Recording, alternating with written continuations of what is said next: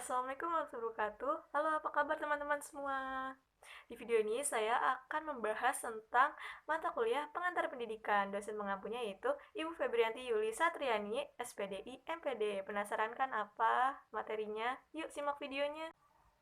Pada kesempatan ini, saya akan membahas mengenai materi problematika pendidikan di Indonesia.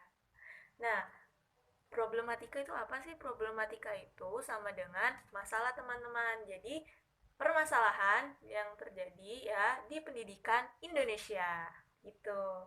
Kemudian ada pengertian dan fungsi pendidikan.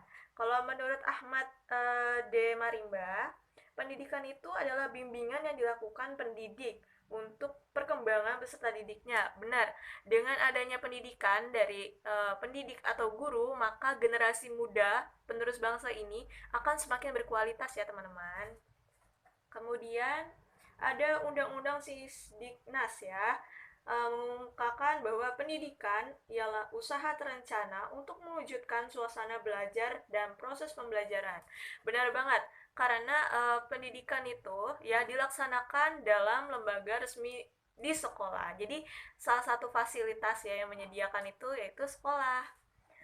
Kemudian ada peserta didik ya, itu membentuk kepribadian manusia untuk memiliki budi pekerti yang baik. Nah, benar banget, dengan adanya pendidikan, maka manusia itu semakin memiliki kepribadian yang baik. Kemudian di sini ada fungsi pendidikan menurut Hasan Langgulung. Yang pertama, menyiapkan generasi muda memiliki kemampuan yang bisa memegang peran di masa yang akan datang. Nah, benar banget, generasi muda sekarang ini ya nantinya itu akan menggantikan generasi-generasi sebelumnya begitu. Yang kedua itu yaitu memindahkan ilmu pengetahuan yang berkaitan dengan peranan dari generasi tua ke generasi yang muda. Misalkan nih teman-teman, ada yang bercita-cita ingin menjadi dokter.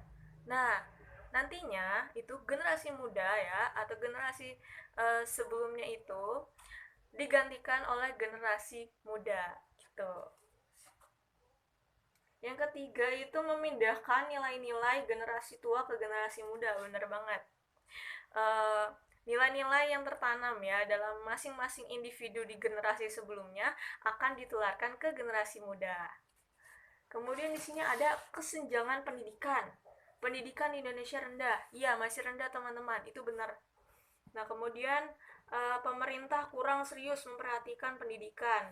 Nah, itu kita bisa lihat ya di pelosok-pelosok negeri ini. Kemudian pendidikan penting untuk kemajuan bangsa. Iya, benar banget. Pendidikan itu salah satu faktor pendorong yang paling ya, paling berdampak. Kemudian menghasilkan lulusan yang berkualitas atau baik. Nah, benar banget. Kalau misalkan pendidikannya itu kualitasnya tinggi, maka akan menghasilkan lulusan yang baik pula. Nih, ada kesenjangan pendidikan, yaitu pertama, rendahnya layanan pendidikan di Indonesia. Itu benar. Yang kedua, rendahnya mutu pendidikan di Indonesia. Nah, itu benar juga. Yang ketiga, rendahnya mutu pendidikan tinggi. Yang keempat, yaitu rendahnya kemampuan literasi. Kemudian ada problematika pendidikan. Problematika pendidikan di Indonesia itu banyak ya teman-teman ya. Yang pertama itu masalah kurikulum. Yang kedua, kualitasnya. Yang ketiga, kompetensinya. Yang keempat, kompetensi kepemimpinan di tingkat atas maupun di tingkat bawahnya. Teman, di sini juga ada hak asasi setiap anak bangsa dalam Undang-Undang Dasar 1945 Pasal 31 Ayat 1, yaitu setiap warga negara berhak mendapatkan pendidikan yang layak ya teman-teman.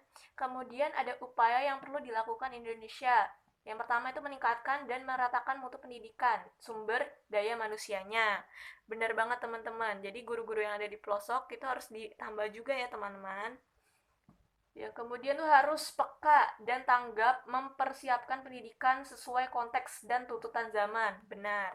Kemudian itu pemerintah membuat kebijakan-kebijakan yang membawa pendidikan Indonesia menjadi lebih baik lagi. Nah, semoga kebijakan-kebijakan pemerintah itu lebih baik lagi ya, teman-teman. Ini pemaparan dari saya, kurangnya mohon maaf. Wassalamualaikum warahmatullahi wabarakatuh.